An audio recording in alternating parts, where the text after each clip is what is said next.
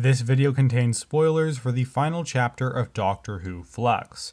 I've enjoyed this season of the show well enough up to this point, though I have certainly had my fair share of criticisms, but for me this episode is a strong contender for the worst of the entire year. Just to err a tiny bit on the side of positivity for a moment, I'll go over the few things that I did appreciate about this one before I dive into why it did not work for me. There's a couple of moments between the Doctor and Yaz which I like, particularly their initial hug, which is quite nice. There's also an emotional moment between these two which certainly didn't get me very worked up, but felt true to how somebody would feel if they'd either lost 3 years of time with their best friend, or if they'd been separated for that time. I liked the moment. A lot of other stuff I have to go over is either mixed, or just things that didn't land with me. I'm sorry to say very little within this one was actually all that investing. The Sontarans work decently. They're not terrible, but I also didn't get all that much from them. I think their previous appearance in War of the Sontarans did a far better job at balancing how seriously they need to be taken with how silly they can be, but this one fails to do that. I kind of like the ridiculousness of them breaching the Sontarans' defenses by bribing one who happens to be a chocolate addict. It's just so stupid that it kind of works for me, but the moment where he yells out, "Chocolate!" just falls so completely flat, so it is a bit of a mixed bag. In terms of Jodie Whittaker as the Doctor, I've enjoyed her throughout this season, and she largely works here as well, but there are some jokes and moments that do fall right on their face, which has been the case throughout all of Flux. Hi! Wow, you're cute. Yes, so are you. I've got such a crush on her. But beyond those moments, in terms of her actual journey as a character, I don't feel as though she has developed or changed that much. I've bought the inner conflict well enough, but if you look at the place she started at in Flux and where she has been left, how much of a difference is there? I mean, she met her mother, who died, but that didn't seem to have much of an effect on her, and it certainly didn't have much of an effect on me. She briefly met the fugitive Doctor once more, but again, how much did that actually leave an impact? She's decided not to look at her memories yet, so maybe that'll be used in the future, or maybe it'll be forgotten about. Who knows? Keep this safe. Somewhere deep within this TARDIS. Somewhere I can never find it. What does it all matter? Really? I mean, if you're not going to actually do all that much with the character, then what's the point of the Doctor being in Doctor Who? Obviously she's the main character, but come on, you've got to do more with her, or at least that's how I feel. So I certainly hope some of these things are developed in her final 3 episodes, and we get a lot more from her and Yaz's friendship, because that was barely present in this season, but regardless, there was not enough done with that within this episode and season. Having said that, I do still enjoy Jodie Whittaker's performance, and there are aspects to her character which I like. I just would have appreciated getting a lot more. And this does lead me to what I consider to be the biggest problem with not just the Vanquishers, but all of Flux. And that is just how many characters are stuffed into this thing without actually being developed all that much. Seriously, I'm honestly just so baffled by Chibnall's choice to include what feels like dozens of unnecessary characters, and to spend just a little bit of time with all of them. Because what that actually results in is underdeveloping all of them. There were some where I got a pretty good idea of who their characters were quite early on, but then they kept coming back to those characters without ever adding much of substance to them beyond what they were given early on.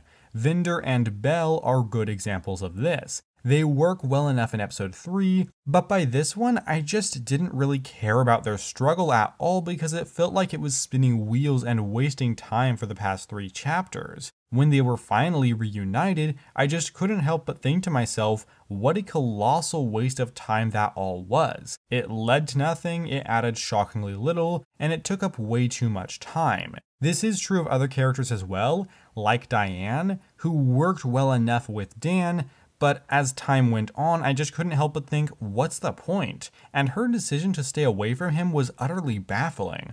One of her first reactions to seeing him again after going through that terrible experience of being kidnapped is thinking about how he was late and having the audacity to say that to his face. Does that mean that she's been going through this entire experience blaming him and thinking about how he was late? Or is that just what came to her in this moment?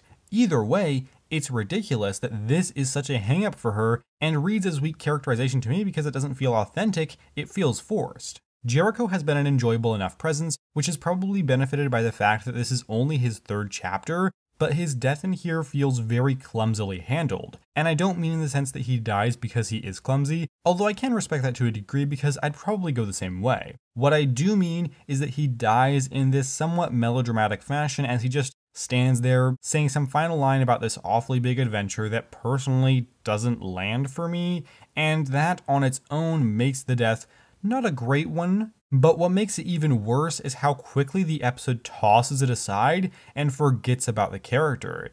Yaz spends maybe 2 seconds being sad and then moves right along because there just isn't time to let something like that sit with the audience for even a moment.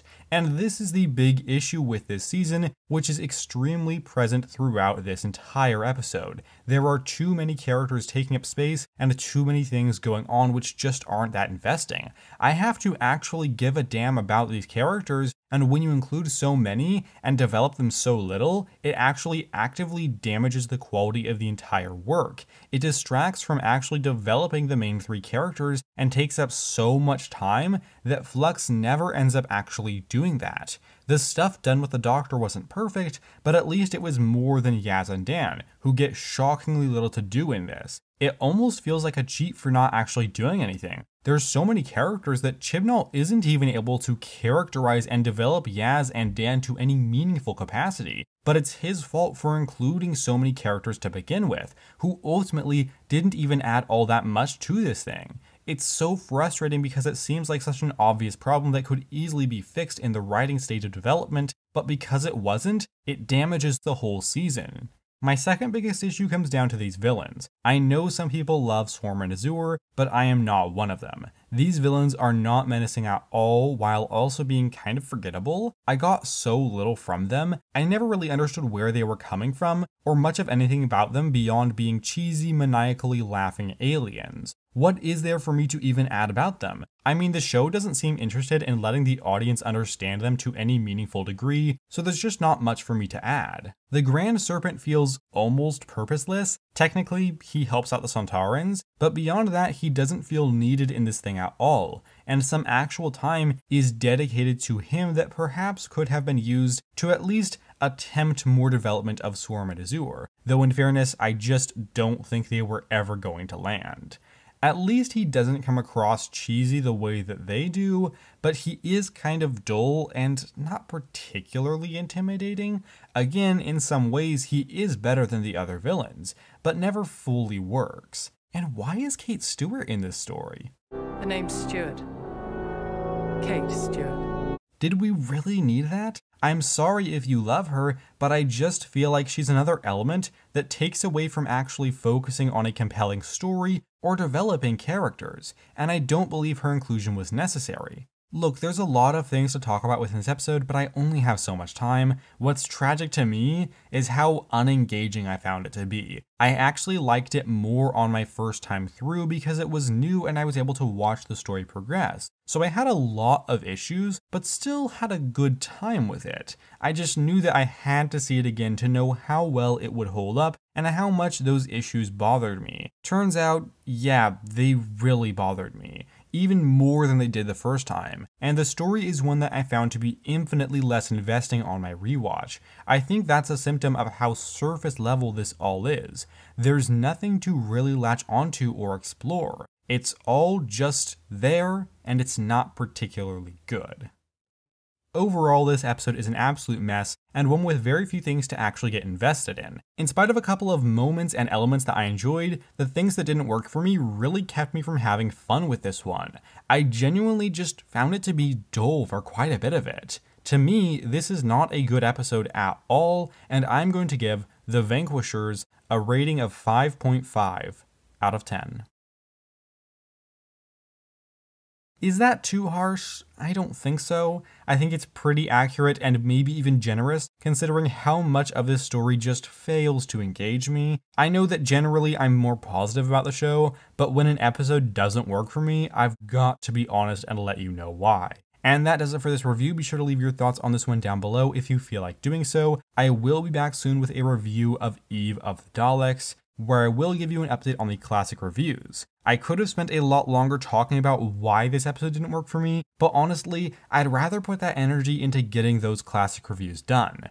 I really appreciate your patience and I hope to have them finished before long, so stay tuned for the upcoming New Year's Day special review as well as that update on the classic reviews. I hope to see you around for some of that, and if not, that is absolutely fine, so long as you know that I appreciate your time here today. And with that said, thank you very much for watching, take care, and have a lovely week.